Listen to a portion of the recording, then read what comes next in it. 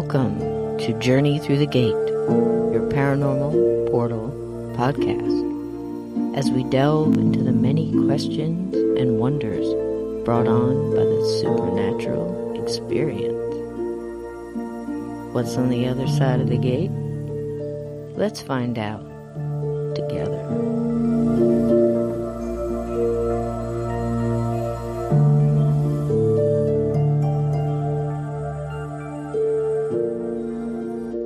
Welcome to This Side of the Gate, and tonight we have just paranormal royalty as far as I'm concerned.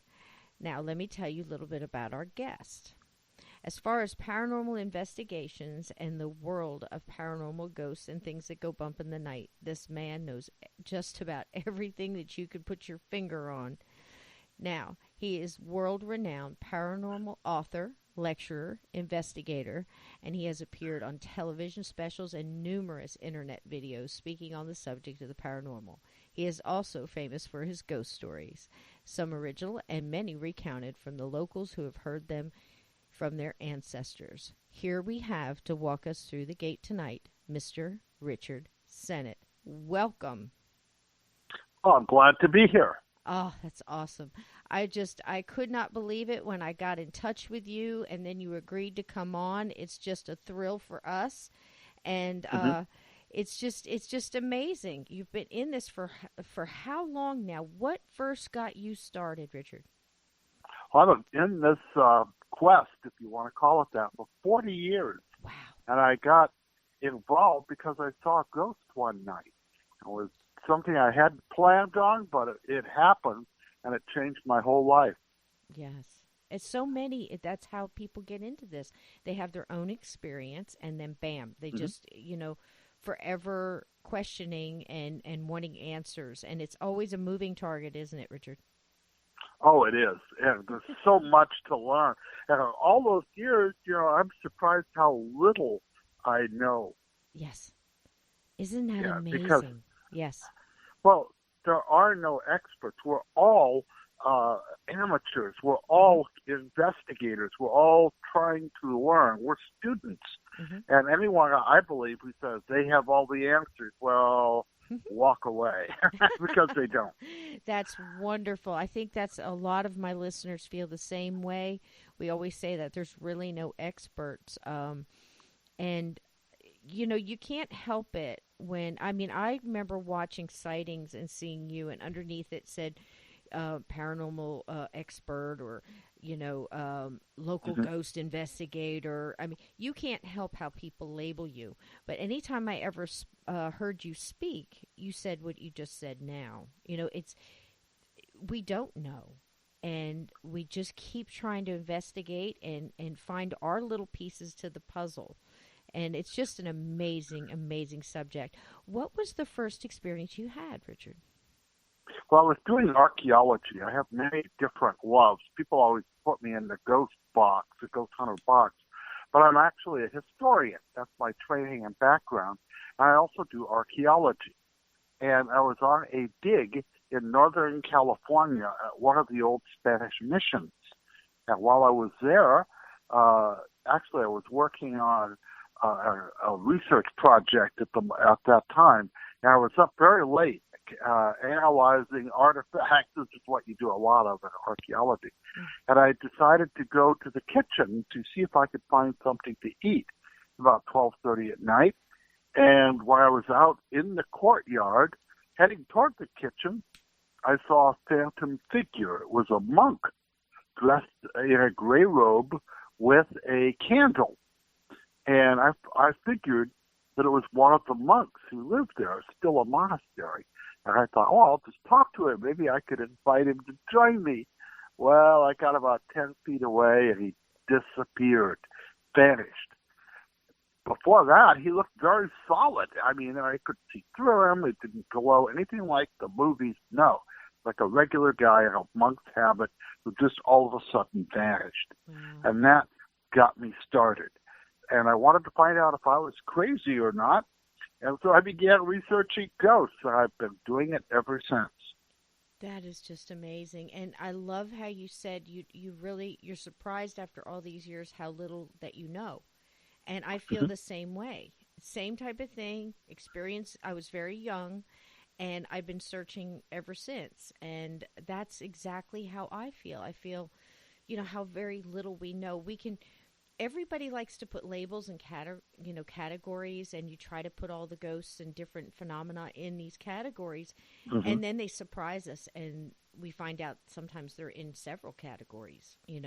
I've always Hmm. just thought it's so amazing. Now you live out in California and you Hmm. do lots of you've got your hands in a lot of things. You do tours and you said you're a historian. What are some of your favorite stories from where you are?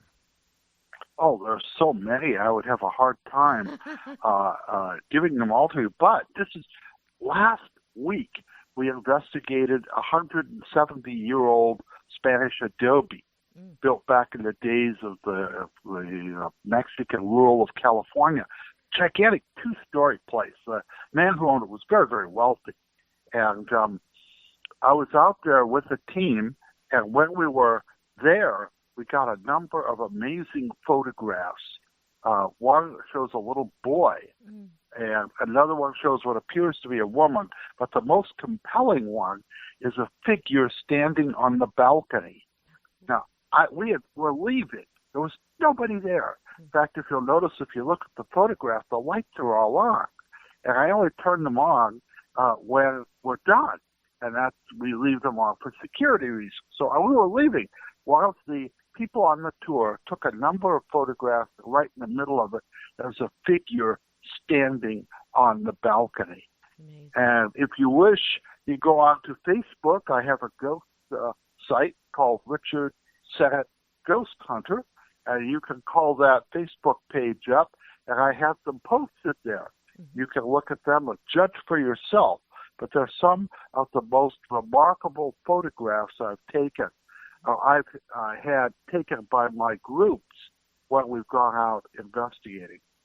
Mm-hmm. That's quite amazing. Is that the most compelling evidence that you feel you have gotten in all this time? Is the photographs, or is it the EVPs, or is it a combination of all the different evidence that comes together to basically have a ghost say, "I'm here"?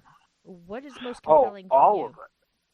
All of it. All of it. In fact, I've gotten some amazing EVP. I've gotten some really great photographs. I've also gotten the most compelling for me, though, is what I call the transference of information. Okay. In other words, if you go to a haunted place and you communicate with a ghost and it tells you something you did not know, Okay. or maybe nobody knows, and then it's later proven to be true, what the ghost told you was accurate. That is the best information in my book for evidence that ghosts truly exist.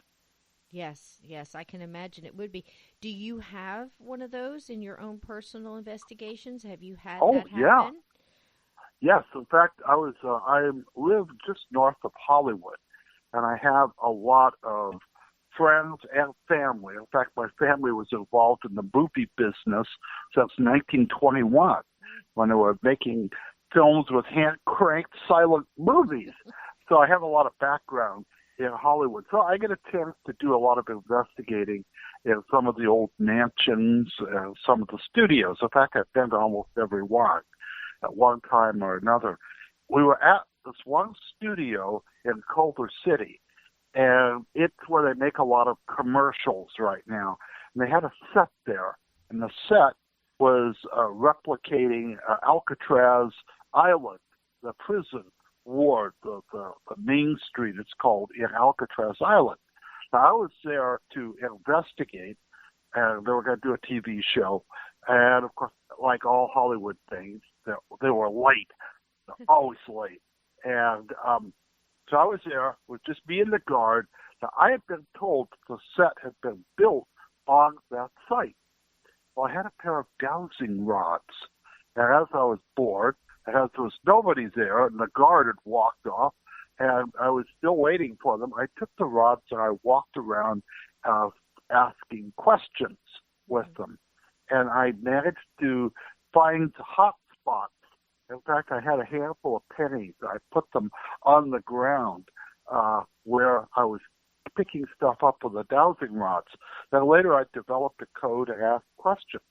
And I said, was this really built on the site? And they said, no. And I said, was it brought in? I said, yes. And then I said, did anyone die here? I always ask that question. I said, yes.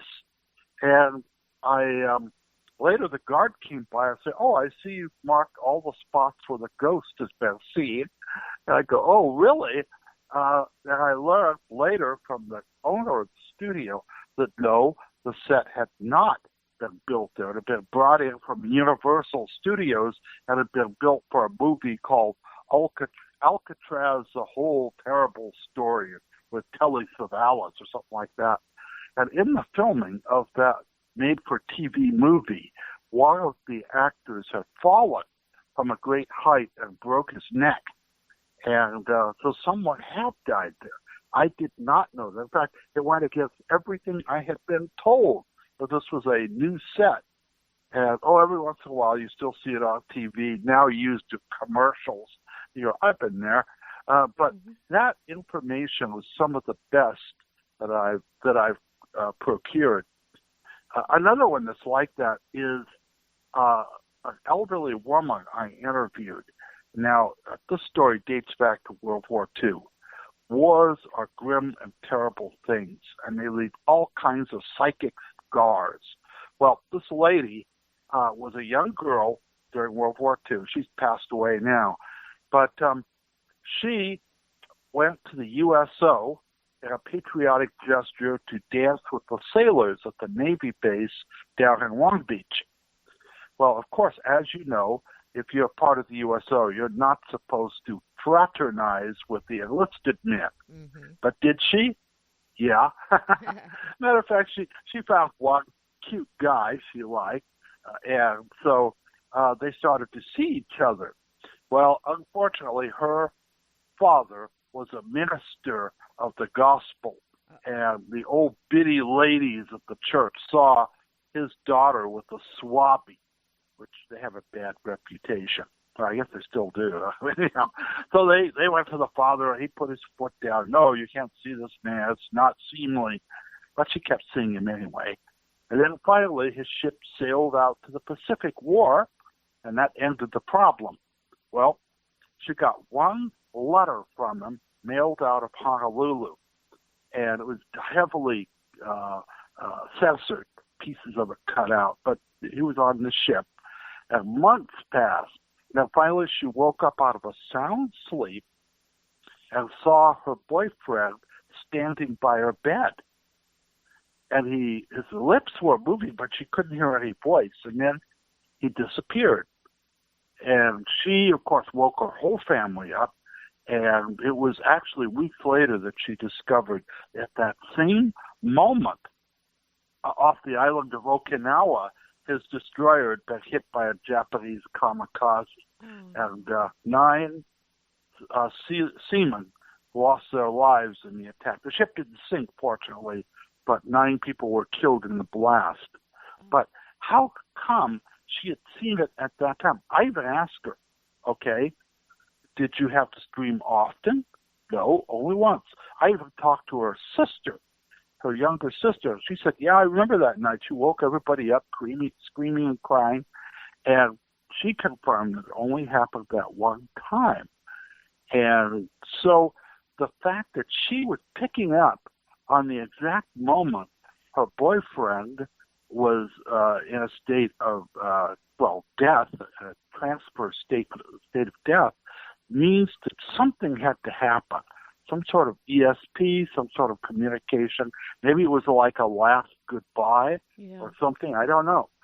But those are 2 cases that give me pause to think that this stuff is definitely real. Oh, absolutely. Absolutely. We see, so many of my own experiences in the same thing. And it always seems that it's at the time of death or soon after or sometimes just before. And I find Hmm. that fascinating. I mean, they might be very sick and not quite completely gone yet and still have the ability to go around and maybe say goodbye to a few people, or somebody sees them in the hall of the hospital. It's just amazing. Like we said, it's a moving target. We'll never get everything right down.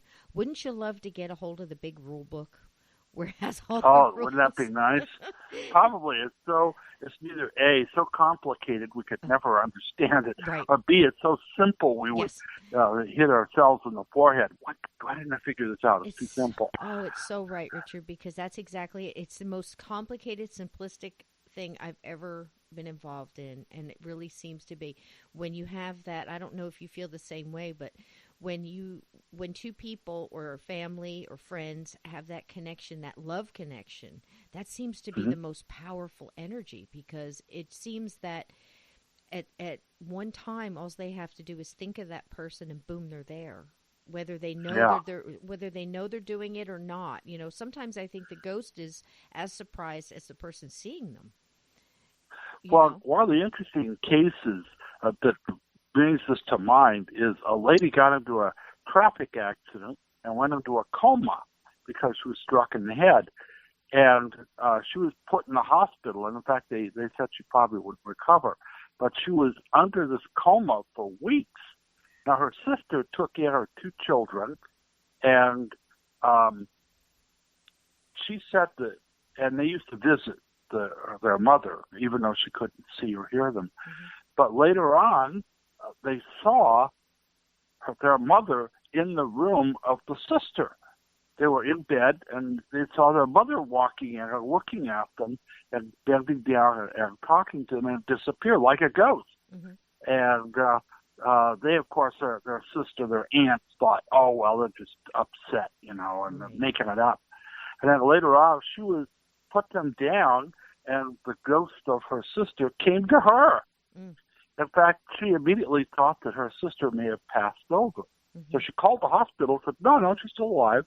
And then later, wouldn't you know it, about 2 weeks after that, she came out of the coma and Wow. woke up. And she said, oh, I had this really strange dream. I went to our house, and there was nobody there at the house. So I went to your house, and my children were there in this one bedroom. And I said hi to them, but they didn't respond. And then I saw you drinking some tea, and I tried to talk to you, and you couldn't hear me, so I left. So this was like a living ghost. Wow. She had left her body and had, because of the love of her children and, of course, her sister, and even her husband had some things happen to him while he was at work. Bless her heart. I mean, she just said that's that love connection. And Hmm. I've had something similar happen to me, but I don't know if you've ever heard of anything like this. So I'm going to tell you the story, and you can tell me if you've ever heard anything. I was 11. My mother was in the hospital, and she Hmm. was very sick. She had cancer, and it had just gotten really bad. And I wasn't able to visit her every day. I was staying, much like your story, with my aunt and uncle. So we had gone in to visit her, and we all went in, and she had a couple of friends, and she was in a Catholic hospital, and there was one nun that was talking to her friends, and one nun was sitting next to her, and it seemed like she never interacted with anybody. She just sat there in constant prayer, just very quietly next to my mother's bed. And we said our hellos and how you doings and all that stuff. And somebody said, well, let's go get some breakfast and then we'll come back. Well, as I'm getting in the elevator, I had forgot a gift that one of the people had brought me, and I ran out of the elevator. Said, hold the elevator. I run out of the elevator down the hall and got to my mother's door. And right then, Richard, I just stopped. I had no control over anything. I had my hands on the side of the door, and it seemed like my foot was almost in mid motion, but it hadn't quite gone down yet. And Mm. everything in the room, I can't really describe it. It was like everything slowed down. The speech of the people slowed down, and it kind of was almost like it was underwater. And it seemed to get a little dimmer. And all this happened so quickly. It's hard. It takes longer to describe it than it did to happen. And I'm looking at my mother, and she's sitting up in the bed, like she's got her head down next to the nun that was praying, and I thought she was praying too. And all of a sudden, this light started to just emanate from actually from my mother. not really around her, but from her and out. And she turned her head and she looked at me and she spoke to me telepathically. That's the only way I can explain it. Her mouth wasn't moving and I heard her voice in my head. And she told me she had to go, that she loved me and everything would be okay and that she would be around. And she repeated it twice. And then she kind of smiled and her head turned. It went back down. And the minute she dropped her head, everything came back to life in the room. My foot went down and I continued. I mean, I was still in mid-motion. Grabbed the gift and was halfway out the door. And I remember turning around and looking at my mother and the nun, and she just had her head down still. And I finished doing what I was doing. I was like in shock. I had no idea. I was halfway down the elevator before I was even processing it in my head, and I didn't tell anybody that it happened. But I knew that was the last time I would see my mother alive, and it was. You have a psychic gift. That's the only thing I could say. I think you do. And you had a last communication there spiritually, not physically, but spiritually. That's with amazing. Your mother. I just think there was something so strong, like a mother's love is just so strong, and she wanted to get that message. Like the whole time she had been trying to talk to me, but the room was so busy. And I remember the moment she died. I mean, I heard the phone ring and I knew it, and but I've never heard anything like that could just stop the atmosphere, everything around you, and it was several weeks later that she passed. So much like the mother in the coma, it's amazing. I've heard many stories just like you described. Okay. There was one story that I could recall. This lady is well educated. She's a vice president of a bank, actually assistant manager is a proper title, and she's in Thousand Oaks, California. Now, she's from New Jersey, and she was in bed. She's divorced, and she was in her place by herself, and she woke out of a sound sleep and saw a blue light coming from the hallway.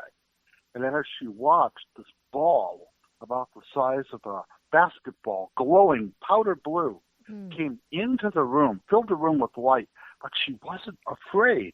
And it came over to the bed, and out of the ball came a voice that she recognized as her brother, Jimmy. Oh. And out of the voice came the message, everything is all right. Everything is as it should be. Wow. And then it left the room. It didn't disappear. It went back out the door and down the hallway. She went back to sleep.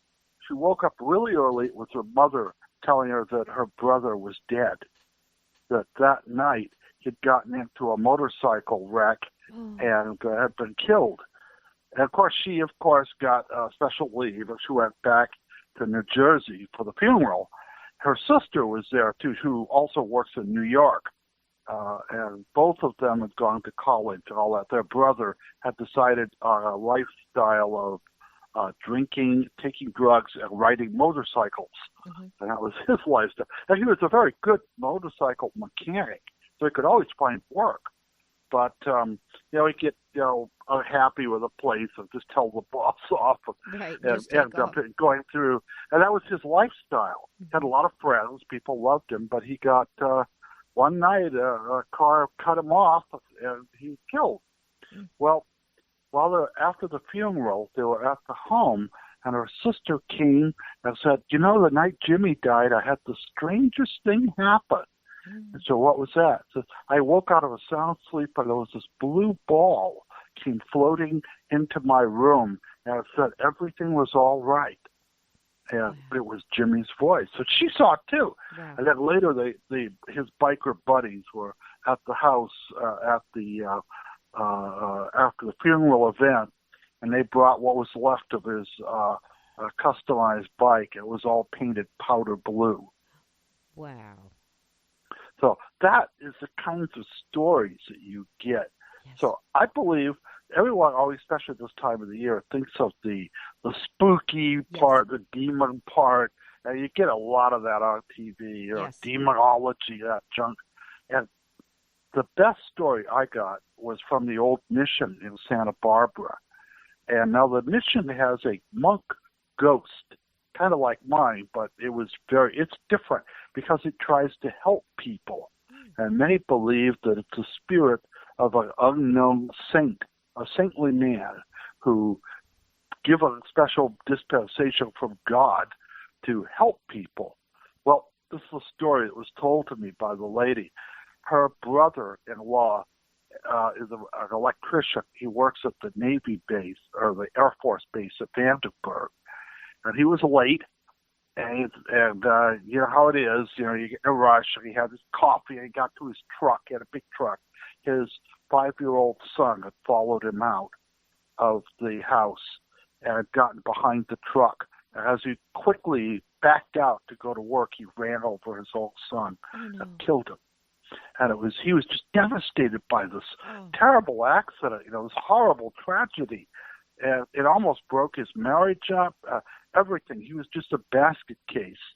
Well, his sister-in-law was driving from Lompoc down to Ventura, and she passed Santa Barbara and felt compelled to go to the mission and pray. She's a devout Catholic.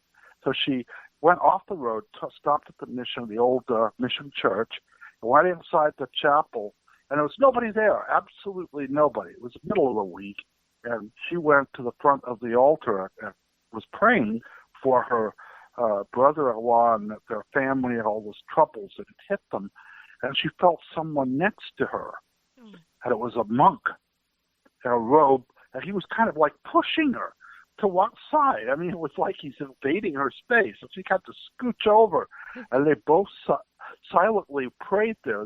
They were both in their venerations. Then finally the monk turned to her and said, "Everything's all right. It'll work out well now. He is safe." And then the ghost disappeared. The phantom monk vanished. Later she found out at that very same time her brother-in-law had taken a pistol and was going to blow his brains out because he was so horribly hurt by the terrible tragedy that his carelessness had caused. And he was about to shoot himself, and for something stayed his hand, and he didn't do it. Wow. And it was at that same time. So the monk evidently, well, she thinks, somehow influenced him to not take his own life in that terrible, terrible circumstance. So there are lots of stories that are positive about ghosts, not just they're demons trying to possess you or cause you mishap or something like that. Right. So I like to focus on that part, the part that's positive. And you know what? There are far more of them than there are of the spooky, dark shadow forms that are causing mischief. It's so true. I agree 100% because I keep getting messages of love from the other side. You know, I'm okay. Even if it was a situation that was horrific, like you just said, I get a lot of those. I get a lot of accounts of people coming back to say they're okay.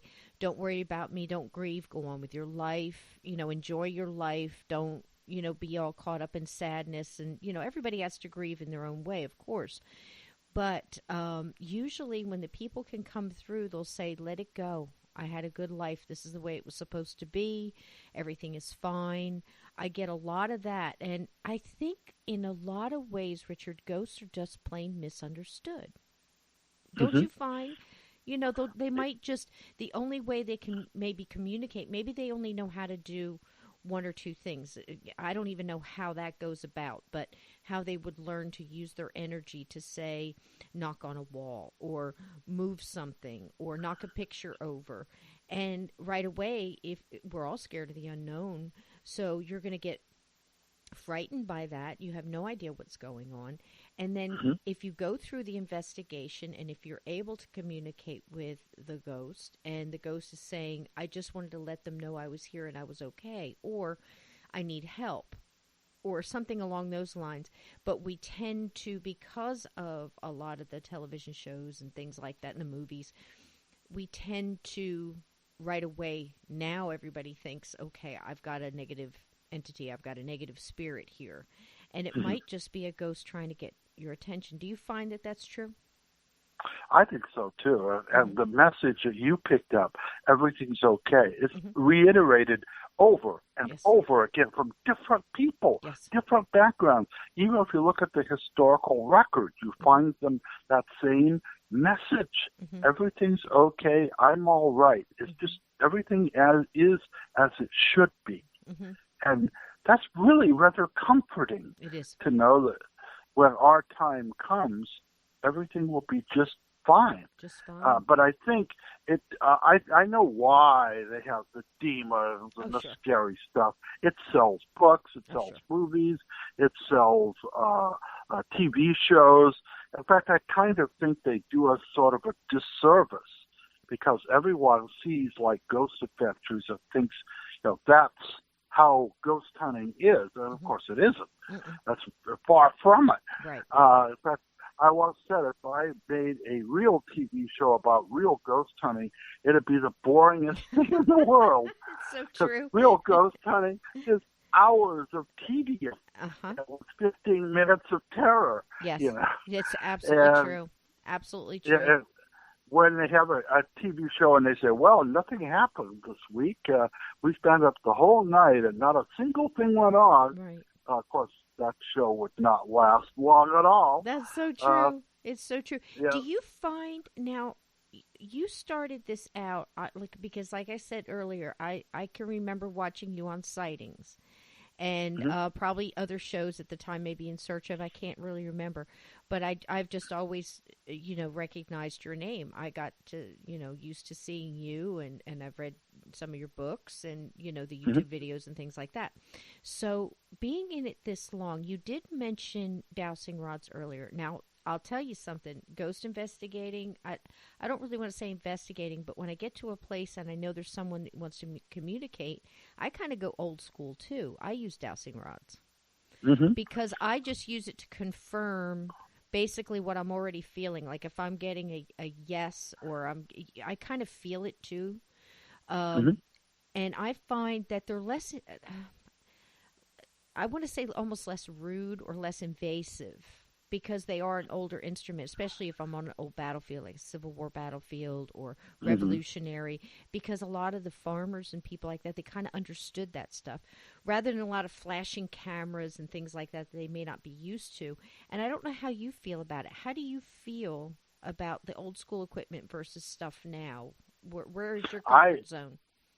I'm definitely in favor of what you're saying Mm-hmm. because I found the ghost hunting tools they all talk about, many of them work in some places Mm-hmm. and are completely worthless in other places. Mm-hmm. So going out and spending thousands of dollars for some piece of equipment which is of marginal use. And the only tool I've found of any value is a K2 meter. Okay. So I've gotten some good results with them, Mm-hmm. but I've tried ionoscopes and tri-field, all sorts of different ones. About the strangest one was a thing called a Cyber Probe 2, and that I've tried all these different things, but I am very much a believer in old school. Mm-hmm. So I think that cameras to take pictures, tape recorders and recording devices to get EVP are the best tools. Mm-hmm. And of course, I've used psychics as well. Yes. I quickly learned that blending both Yes. the psychic ability with the tools and equipment is the best way to get the most results. Mm-hmm. Mm-hmm. In fact, I did an experiment. There's an old haunted hotel, which has been a lot of the TV shows. It's called the Glen Tavern Inn, Yes. and very haunted, 3-story hotel. So I decided on an experiment. I had one group that all used all the equipment. They had boxes of cameras, different recorders, and all sorts of stuff. And I had them come. And at the same time, I had all the metaphysicians come, psychics and pendulum people and stuff like that, dowsing rods, the whole bit. And in fact, it's kind of funny. It was the electronic people got there early. They always come very, very early. We're waiting for the psychics to arrive. They're always late. And then finally, when they arrive, the psychics come in, and the guy leading the team of the electronic people said, "Why did you invite those freaks along?" and so I went and greeted the freaks, and the madam who was leading them, this elderly woman, a very psychic woman, she said, "Why do you have those geeks here?" So I got names for them. There were the geeks and the freaks. Geeks and the freaks. That's so funny. Yeah. And I was going to have one operate on one floor and then one on another and have them change, you know. Well, that quickly didn't happen. They just blended together. But wouldn't you know it, they started to work together. That's wonderful. Yeah. And then the medium would go down the hall, I'm feeling something right here. And one of the electronic people would come, yeah, scan the area. Yeah, I'm getting a cold spot right here. It's recording.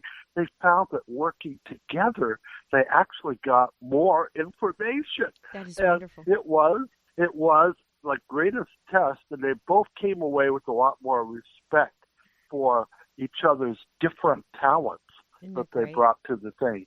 And so that was my experiment that proved to me that the way to find the answers is by blending both the metaphysical and the physical, the electronic mediums as well as the psychic mediums. So yes. They all have a place.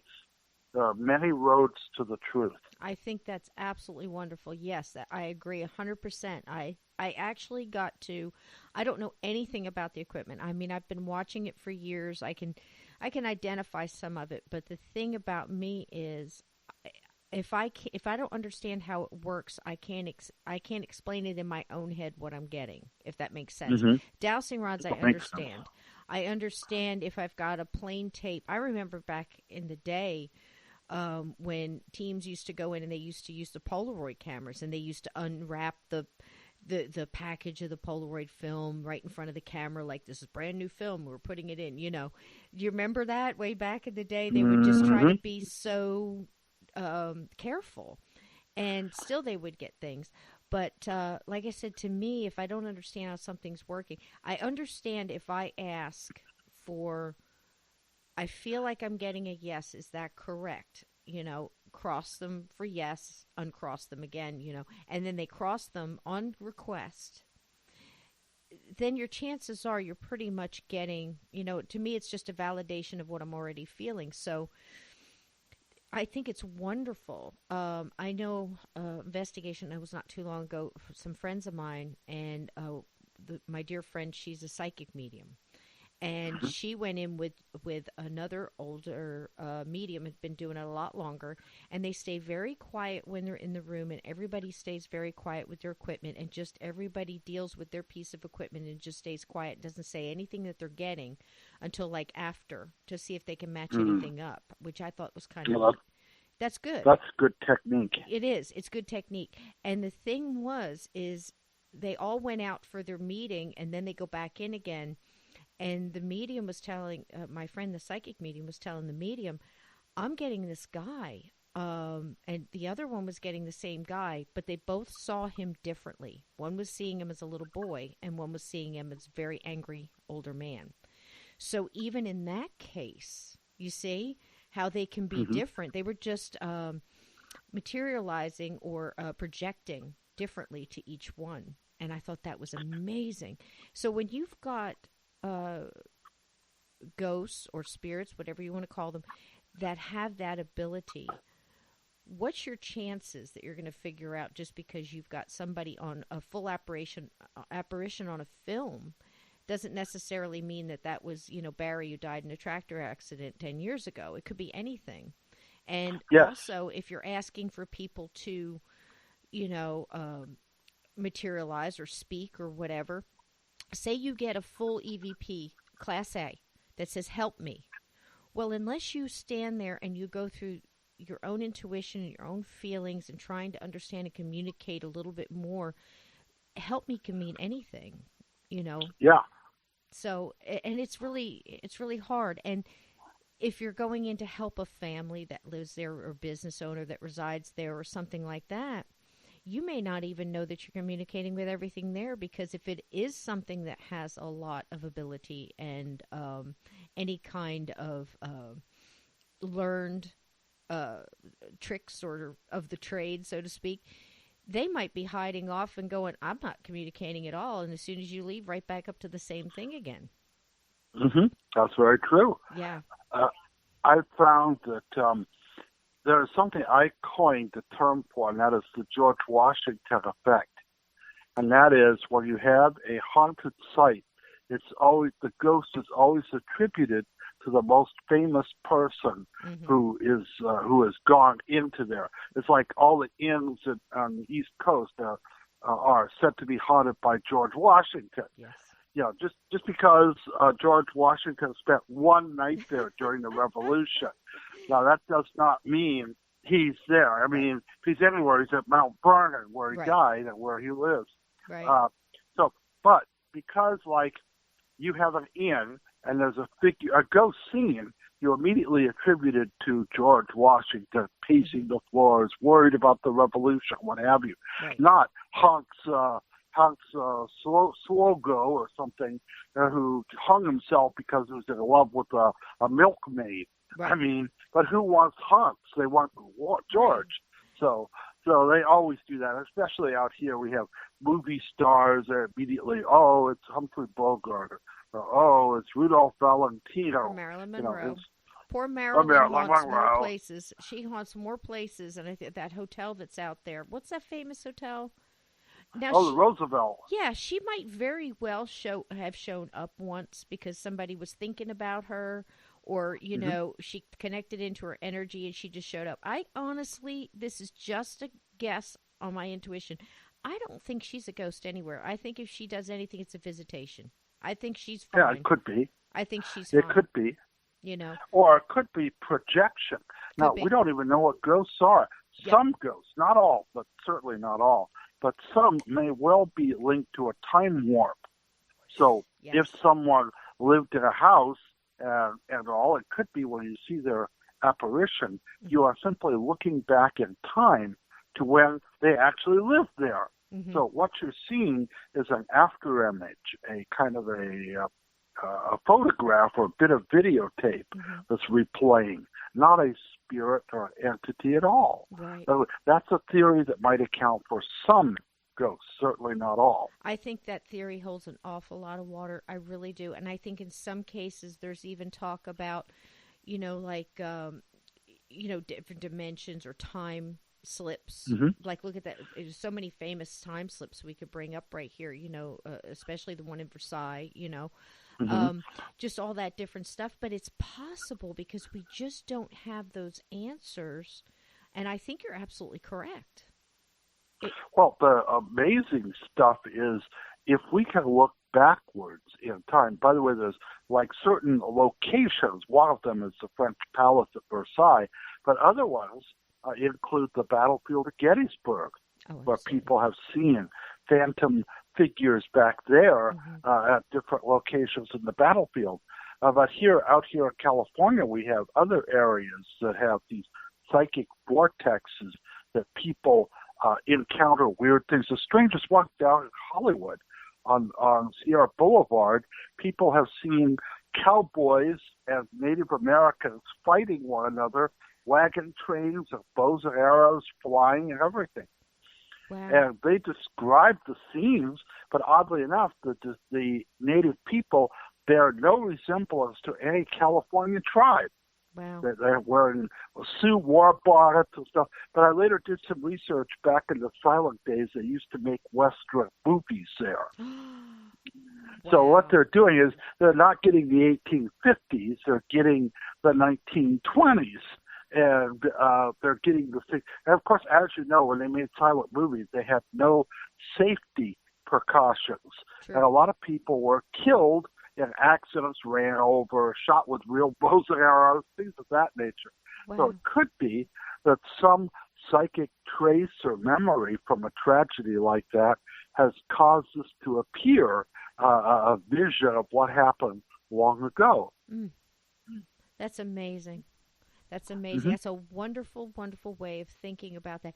Do you think that that's what people are seeing when they say, like, the Flying Dutchman or the Lincoln's Phantom Train? Do you think that that's what it is? It's just like almost like a recording on time?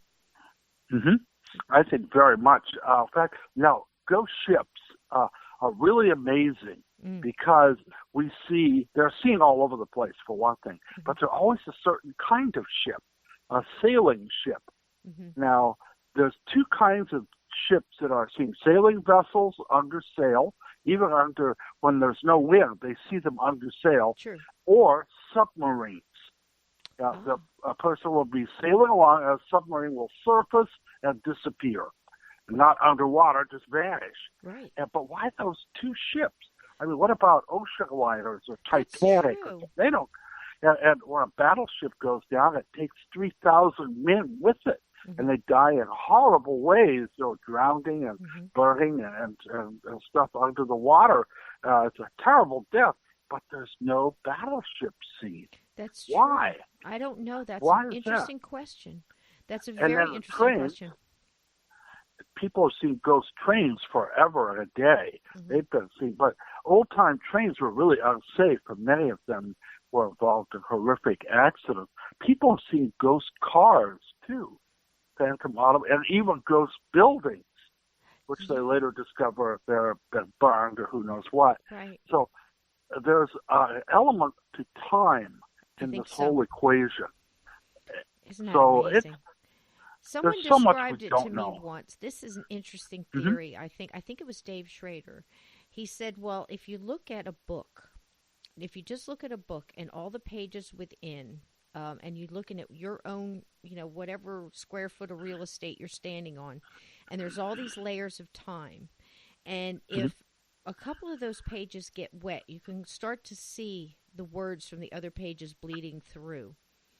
And it's similar to that. And I thought, that's an amazing way of looking at it. And we just don't know that much about time. And, I mean, you look at Tesla, and, I mean, I think Tesla had up to, 24 different dimensions he theorized on. I mean, there's no idea. You start bringing in quantum physics and everything else. It's amazing to me if that can bleed over. Like, maybe the footsteps we're hearing aren't necessarily a ghost, but it might very well be an echo from another time, either past or present or future. It's so amazing. Well, it could also account for sightings of Bigfoot. Well, we know that 30 million years ago, there were creatures like Bigfoot that did walk the earth. We found their remains. It could be that time slips that come into our zone, and we picked them up, but of course they are just an apparition of the past. Same with UFOs. Maybe when we see that light in the sky, it's just someone's car driving home in the year 24/7. You see? It could be. It could be. And then we see them, and that might account for people in the past reporting things that resemble helicopters. Wow. So they think, oh, this strange thing whirling around. What is it? Well, it's just a helicopter. But they don't know that. They are left with an enigma. Yeah. And that's basically what this whole subject is. I mean, because this is my theory on it. Every single thing we've said could be true all at the same time. I agree. And it could be, like we said, it's either so complex it would just make our head hurt, or it's so simplistic at the same time. And it does seem we've had countless and countless, like you and I both said, of people coming back to let their loved ones know they're okay. We've had ghosts asking, giving us information that we could have never known, and then researching it, find out it's true. I know plenty of people that have helped ghosts cross over because they just didn't know they were dead. And they said, is it that simple and connected into their loved ones or whatever? We don't know what's on the other side of the light. We don't know. And I've heard multiple theories about that. What do you think it is personally for you? What has the dead taught you about that? Oh, that's caused me to rethink many of my views on the afterlife and what awaits all of us. I think that of all the religious points of view, I'm what I like to call a recovering Catholic, and and my wife is a recovering Mormon. So oddly enough, they have a lot more in common than one would I think. think they all But really do. I think once we start getting all the extra ideas in, but basically the cores of a lot of them, I think a lot of them really do have it right. Just be cool. Just be, live your life, learn, be nice to one another, that kind of thing. I think that's part of it. This is Hmm. like a big school. Yes. Now, I'm almost more of a spiritualist. I Yes. believe when we die, we go to the next place, Hmm. Summerland. In Nice. Summerland, you go there and you have to find a job. And you meet our friends that we've lost and pets we've lost. But Yes. we have to learn too there. And Yes. then we work our lives in Summerland and live a life there. And then we die there and go to the next level, on and on and on up, until we are improved to a point where we're worthy of God's attention. Wow. That's beautifully put. And I can't tell you how many people I've asked that question and they all seem to come to the same thing. And, Mm. people get hung up because I'm very Native American based. I'm Mm-hmm. Native, and um, I had an elder tell me once, he said, he just smiled that knowing smile and said, I don't know why people get so hung up on what path they take. We're all going to the same place. You're going to see True. whatever you project. You're going to see your loved ones. You're going to see your pets. You're going to see, I've had people tell me that you even get to see your pets from other lives because, Yeah. if you've reincarnated and stuff like that. And I honestly, I tend to believe the reincarnation because if I was forced to guess, if I was forced to say yes or no, I'd have to say yes because I have more evidence for it than against it with all these little kids waking up with memories and stuff. How do you feel? Oh, I feel very much. In fact, Mm-hmm. I learned there was a trick you could do where you get a mirror and two candles, one on either side in a darkened room, and look at your face in that dim light. And if you stare at it long enough, you'll see the face you had in another life. Wow. Well, I heard about that experiment, the old Rosicrucian experiment. Mm-hmm. So I did it. I got the candles, and I looked at myself in the mirror, nobody else around, and my face did change after about 20 minutes. And it became, I had a beard and a broken nose, and then a hat appeared on my head. Wow. And it was a Confederate cap from the Civil War. Wow. And then that all vanished. And I was clean shaven, and it showed me the face of a Chinese man, an elderly Chinese man. Wow. And then that faded. And then the third face that came forward was that of a woman with long hair. And that's why I stopped the experiment. But so I think, now I believe that your dreams have a lot to do Yes. with your past life. And I had all these dreams about the Civil War. Oh, me too. And I got, in fact, my mother found me sleepwalking one night. And she said, "What are you up for?" I said, "I've got to see General Lee." and and then I just turned around and went back to bed. So I've had all kinds of things that indicate I may have fought in that grim and terrible war. Maybe it was one of the many casualties of that conflict. But I think there is something to past lives, Yes. and I think that there is a validity. I don't understand it all because it's not something I have spent a lot of time with, but there is some good evidence Yes. that there is something to account for our past lives. And I've been a regressionist, and I've been regressed. That was kind of a weird experience. I found myself, they hypnotize you, and it's like being inside of a movie. Mm. And I found myself in old Scotland in the 17th century. Wearing a kilt, the whole bit. There were sheep and castles and the whole bit. So it was really a remarkable experience. Whether I conjured it from my memory or from a psychic memory, I don't know. But it was very remarkable what it was. Now, there are different regressionists. Some just look at you and say, you were this, that, or the other, a cowboy in old Utah, who knows. Mm-hmm. But those I kind of don't validate. When you're under hypnosis and they don't lead you, they don't say, you're going to be in old Scotland in the Yeah. 1720s. And you just go You back act, on your own, yeah. and then when they say, "Where are you?" and they tape everything. I say, "I'm in Scotland." But what year is it? It's a year of our Lord, 1720 and stuff. So it's really a remarkable experience. I've It is, seen yeah. others go through that as I've well. never had the regression. I haven't done that yet.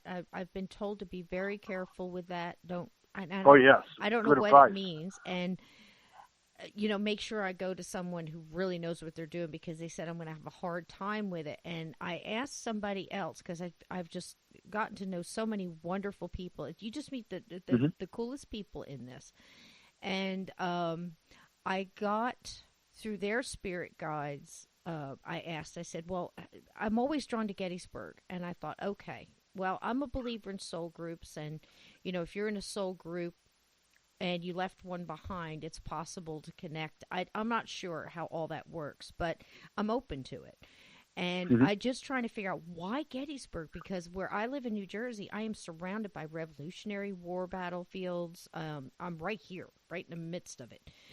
Monmouth, the Battle of Monmouth, all of them. No, And terrible battle. oh, right, I know it was horrible. And just surrounded. I mean, any piece of land you stand on, it's got history. There's a massacre or a battle of some kind. But I'm drawn to Gettysburg. So I thought, well, did I ever fight there? Or I've known people to go there and then feel so much and get information and go back and find out that information was correct and that they had fought there and was actually killed there. So I was like, okay, what's going on? So I asked, and they said no, that I was connected to someone who was there that was in my soul group, and that's one of the reasons I'm drawn there. And I connect with somebody else. I can't remember who it was, but they regressed me. Not regressed. They looked back and they said, I have been a warrior or a soldier in every lifetime, and in this lifetime, I came in to not do that. Even though I joined the army, I was a terrific soldier. I planned to make it a career, and something happened to make me change my mind. I was doing it again. You see, I was going Mm. back in. Isn't that funny? But I used to wake up, Richard, and have these dreams and tell my mother, because I would wake up screaming dreams, and they would be very vivid. And I had a sword, and I had, think of Knights Templar, like the tunic that they would wear over their Yeah, with the armor. cross. Yes, kind of similar to that, except mine was blue and yellow. And I would tell my mom all this stuff, and I said, my hands are covered in blood. I've killed so many people. Now, can you imagine an 8 or 9 year old waking up before cereal in the morning and telling your mother these stories? What we put our parents through. But she was very calm about it. She absolutely was convinced I was watching too much television. But Oh, what's the matter? We're losing contact. can you hear Losing me now? contact. Can you hear me No, now? no. No? I'm getting disturbance here. Okay. Can you hear me now? There we are. Yeah, Okay, yeah, we're good. clear again. But can you imagine waking up, and I would have this dream all the time. And I would Mm. tell her I was standing in mud, but the mud was red. Obviously, it was blood. And I was killing people with this sword. Now, this is the weird part. When we went back to check on the Gettysburg thing, they said no, that your soul has been healing. The last life that you've actually lived was in 1620. This was your name. It was Stuart, but it was spelled funny. And you were in England, and they gave me all these details. I went back and looked. I found the name. I found the Hmm. spelling. And the uniform was the one I used to dream about. Ah, that's confirmation, It's unbelievable. and that's what you need is confirmation. Um, I had family members lost at Gettysburg, and my wife lost a family member on the second day of that 3-day bloodbath. Mm. So I have a connection. But remarkably, I've never been back at the battlefield. I'd love to go Oh, if you go, someday. tell me. I'm not far from there. I would love to be. I just went 6 weeks ago, and had it's so hard. I mean, even in the car going in, before you ever get there, the heaviness. Hmm. You know what I mean? Yeah, Oh, it's just I so, know. yeah. But there's so much there. I mean, the accounts that they've even had accounts where doing reenactments or whatever have had ghosts of Confederate soldier come up and say, give them ammunition because they didn't have any, and it was like, how does that even happen? The apporting. It's amazing. The stuff that goes on there. The poor people, the snipers in Farnsworth Inn. I know Mark Nesbitt. I don't know if you've ever heard of Mark Nesbitt, but yes, I know him. He's wonderful. We communicate over the internet. Oh, that's wonderful. Like I said, I sat down, I spoke to him for quite a while, him and his wife Carol, and he's moved up a notch kind of into the forensic crime scene investigation, which is amazing. And trying to help the victim of the murder or something. Amazing stuff he's doing. It's amazing.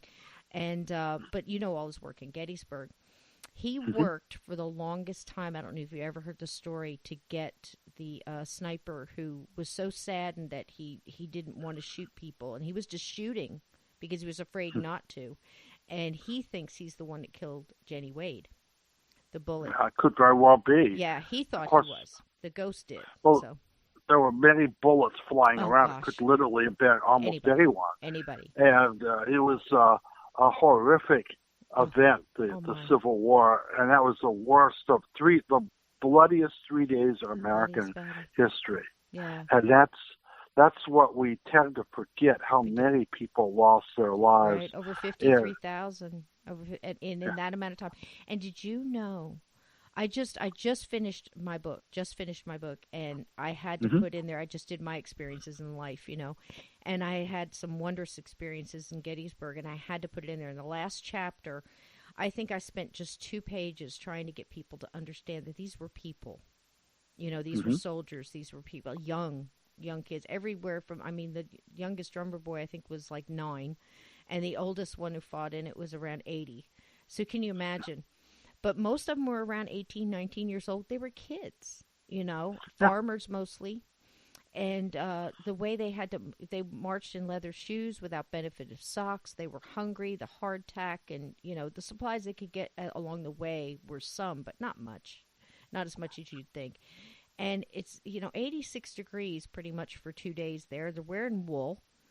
This was not a comfortable thing at all, and they're so scared. But the intestinal fortitude of these young people was, bar none.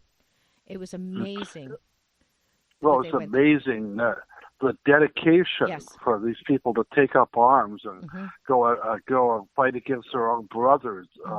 It's hard for us to imagine, but the political climate of today it gives a lot of reminiscence of what it must have been like in 1860. I think so too. So much hate.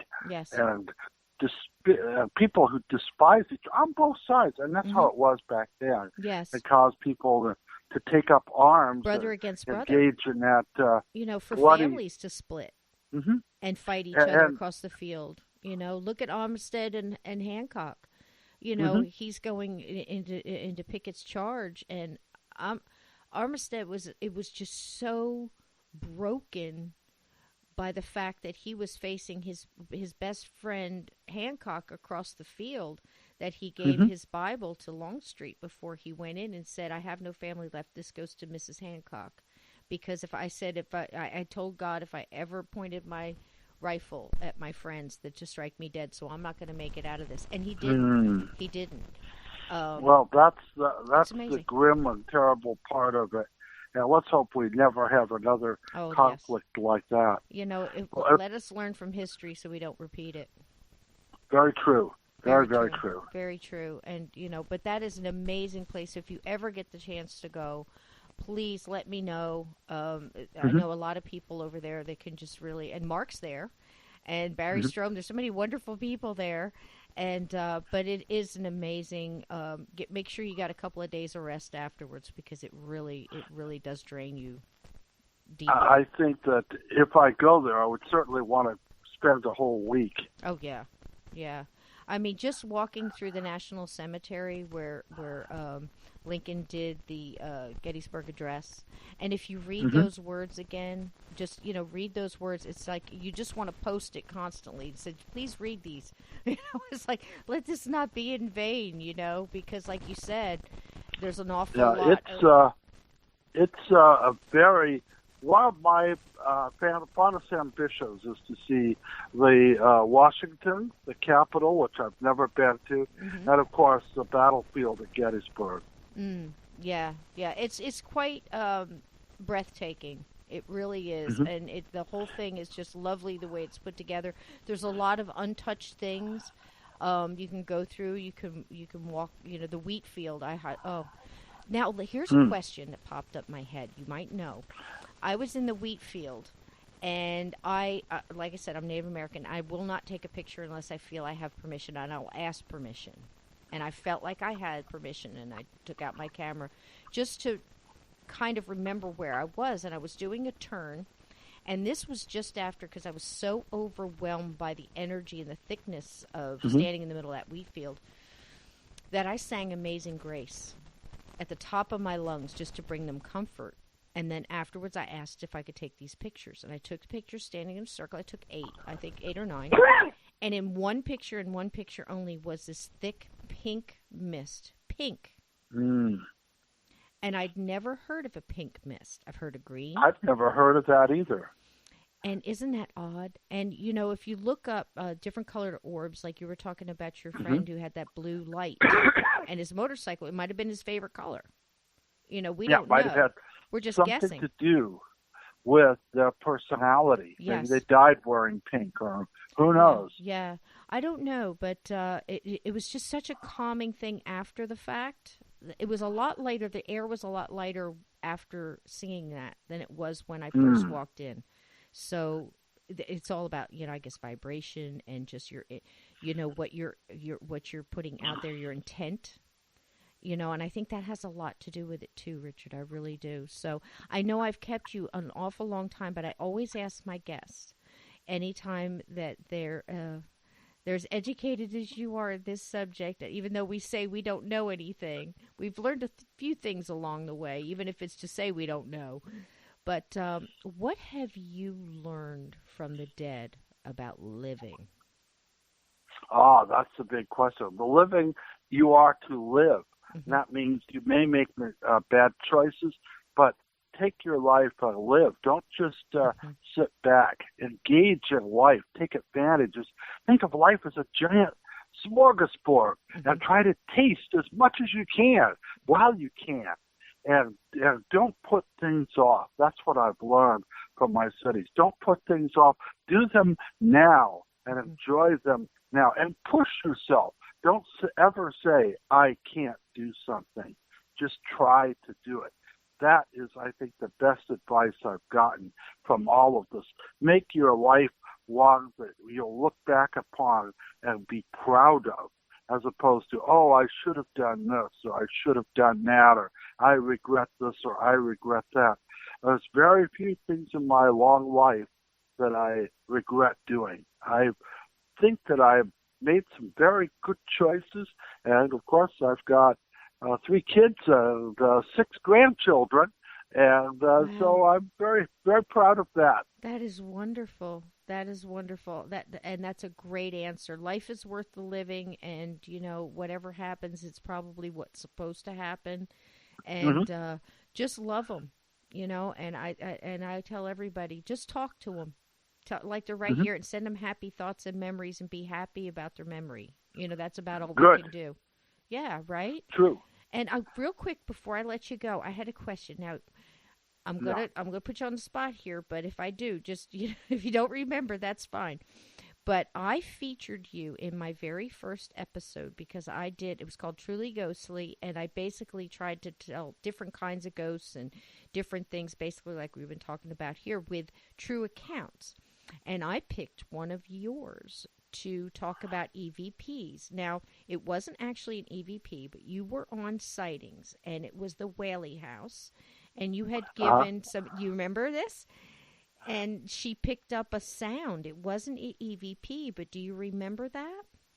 No, I don't, but Okay. I don't blame it because I've been to so many other I know. places. I And that know. old house, that Whaley house is really haunted. Oh, So yes, it lots is. of things Well, you happen had there. given her advice. She was a reporter, around Halloween, and they sent her in to get a little story at the Whaley. And you had told her, make sure you have. There's a lot of ambient sounds that come from there. Make sure you have a Hmm. recorder and leave it on, and just the whole time you're in there. And then when you get back, have somebody go through it. And they did, and they found what the man who was listening to the tapes thought was billiard balls. Right. It was a billiard game, the clicking together, the Yes. clacking, the shoots. Matter of fact, I remember that case because Yes. he did a complete sound analysis Yes, he of the did. billiard balls at Whaley House. And then he ran them through his machine and it didn't match modern pool balls. Right. And then I said, well, I'm sorry, I guess I was a failure. So wait a minute. If this was a sound from the 19th century, they would have used balls made of ivory, Yes. not plastic like we have today. So he actually went on this quest for ivory pool balls, and he found a collector in San Francisco that had a whole collection of ivory pool balls from the 19th century. And then he asked the man to play a game of pool and have him record it to Hmm. put against the ambient sound they picked up at the Whaley House. Of course, he said, well, the bad thing is they're ivory, and if you hit them wrong and they're aged, they'll break right in half. So my friend had to put up a bond of $15,000 if Whoa. any of the if any of the balls broke. But after putting down his check, the guy brought out the things. They did the whole pool game. And by the way, the man enjoyed it. He likes to play with his pool ball. And now that somebody else was covering the loss, and no Exactly. balls broke, fortunately, and they did it, and the sounds were identical. That They was got that. In fact, amazing. he won a prize from the British Society for Psychical Research in London for the best paranormal sound recorded that year. That's it. It just blew my mind that they picked up the sound, and then they went back to the Whaley House and found, why am I picking up, sounds from a billiards game in a courtroom? And that's when the lady told him that the one of the Whaley's oldest son had a society, like a gentleman's society or something like that, and they used to Hmm. play pool there. How Right, there was about a that? pool bill, and there's no notation of it. There's Nothing. no signage. There's nothing in the books that Isn't that indicates that something? there was a pool table there, but there was, and there was a sound from that leftover event, that game played maybe 75 or 100 years ago. Isn't that just amazing? That one must have just really, I mean, it made my first episode. I was just enthralled by that. Now, what is the name for that? Because it's not an EVP, because it's not a voice phenomena. What is it called? It's called retrocognitive sound, There you go. retrocognition. Yes. And retrocognition is, I think, it accounts for a lot of paranormal events. Hmm. Images like bits of tape from the past. Hmm. I just think that's amazing, and that's just one of the many layers to this paranormal onion that we keep peeling at. You know, Hmm. it's just amazing. So I cannot thank you enough, Richard. I hope you've enjoyed this. I've enjoyed talking. I hope you'll come back. Oh, yeah, by all means. Oh, please do. Please tell us where people can find you, what you're doing. You're doing so much with your tours and your town talks and your books. Please tell us a little bit about where we can find you, what you're doing. Well, you can find my books at Amazon.com on the bookshelf. Just put in my name, which books by Richard Sennett, and there's a whole bunch of them there. You can buy or preview. You can use Kindle or get them in paperback. Also, you can get my website, Richard Sennett Ghost Hunter, on Facebook. And it has pictures, investigations. I also have another site on Facebook called Ghost Watch Newsletter, which has things in it that I'm doing. So I'm Wonderful. all over the internet, so you can find me. Well, I'll tell you what, I can't thank you enough because I've been, I know you've been in this a long time, and I've been watching and listening, and I've learned so much from you. And I think it's for this amount of time to be in this and be able to sit back and say, very much like the elders around the powwow fire, the wise ones say we don't know. So you, my friend, are a wise one, and I thank you so much for being on and teaching us and giving us so many more questions to think about. And I thank you so much. It's been delightful.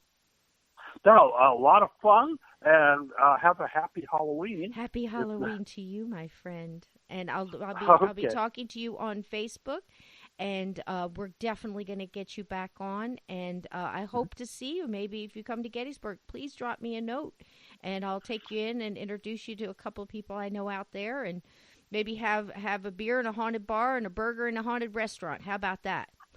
Sounds like a winner to me. Happy Halloween. Okay, we'll see you then. Thank Bye-bye. you so much.